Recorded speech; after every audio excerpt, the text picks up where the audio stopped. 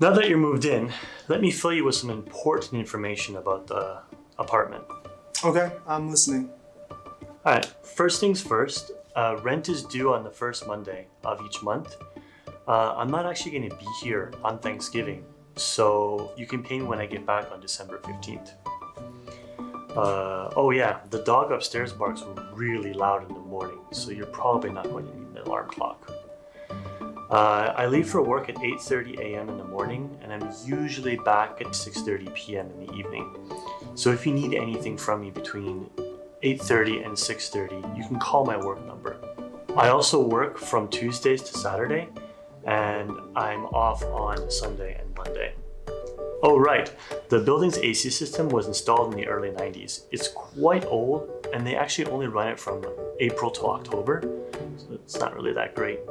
Also, there's going to be some sort of building-wide pest control happening sometime in May. Wow, that is a lot of great information. Thanks, Eric.